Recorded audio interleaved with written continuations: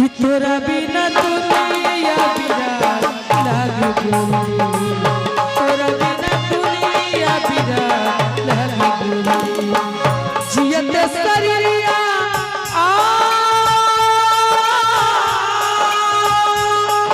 मेरी जान रे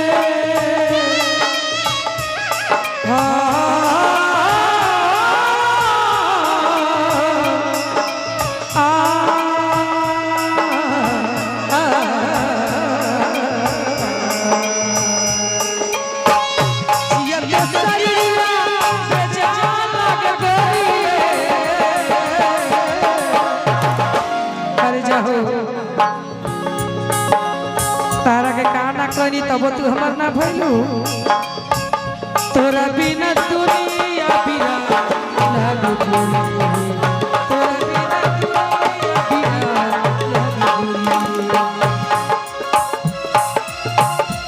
इसीलिए कहते हो केहू दुनिया में नहीं है तोहरा सिवा हो तोहरा सिवा प्यार में नहीं की जान हो हम बेवफा हो हम बेवफा चाहे पतिया तो माना चाहे मत माना हो अरे मत माना तारा के काना दे दी हैला का ब्लाउज सिकड़ी अंगूठी कान में के बाली कान दे दी तब तू हमर ना भइलू कोनो बात नहीं के चाहे बतिया तो माना चाहे मत माना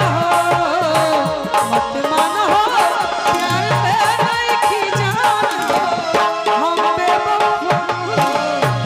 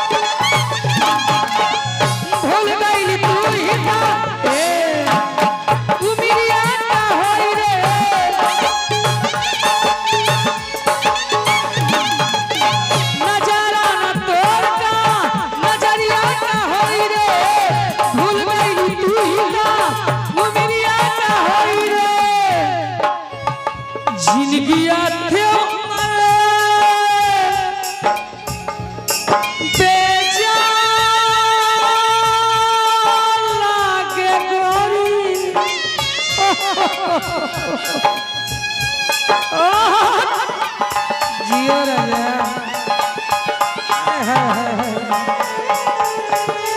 इसीलिए कहते हो मुझे तेरी मोहब्बत का सहारा मिल गया होता मुझे तेरी मोहब्बत का सहारा मिल गया होता अरे तूफान नहीं आता किनारा मिल गया होता मुझे तेरी मोहब्बत का सहारा मिल गया होता नजारा न तोड़ता नजरिया का होई रे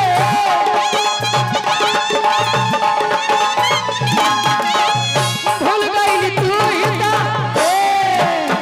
उमिया का होई रे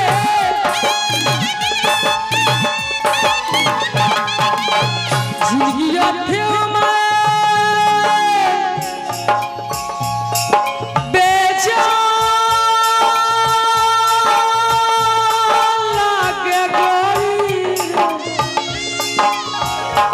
बेचारी लागत ना एक दिन में मेहरिया ऐसे ऐसे आके बैठत हवा जिंदगी बेजान लागे गोरी रे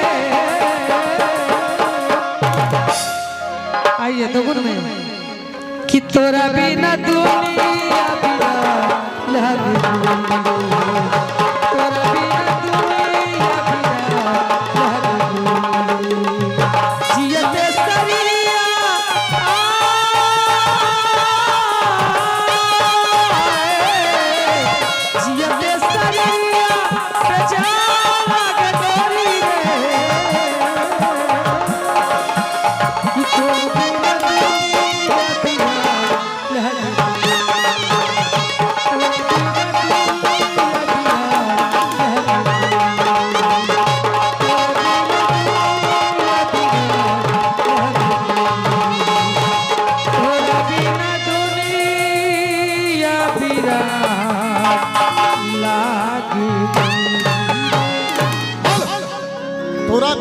दुनिया वीरान लागे गोरी रे।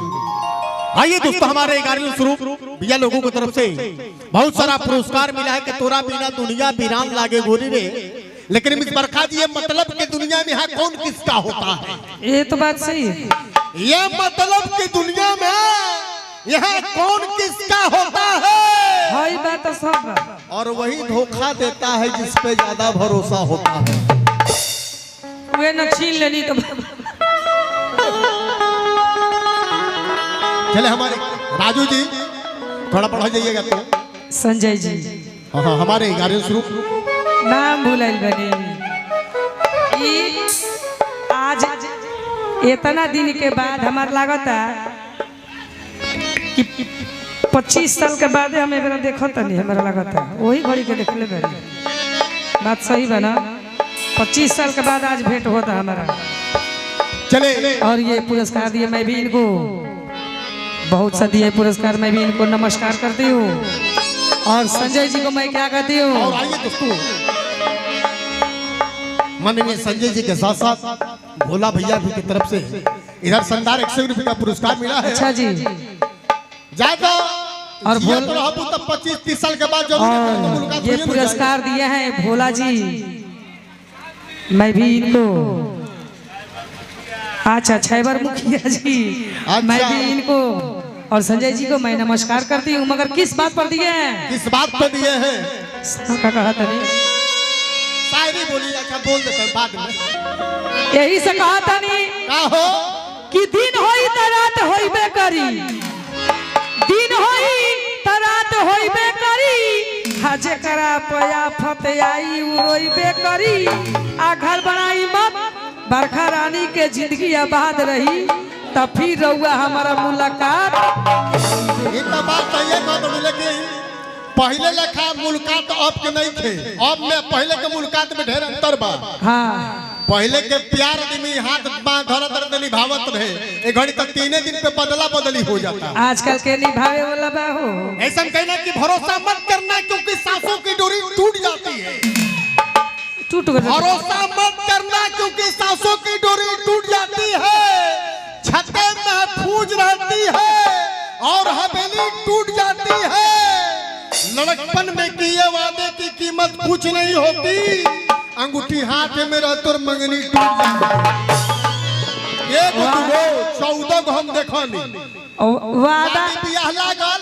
आज जैसे तनको लड़की के तरज भाई भैलस गाड़ी सरंजीव ये चल दिलस।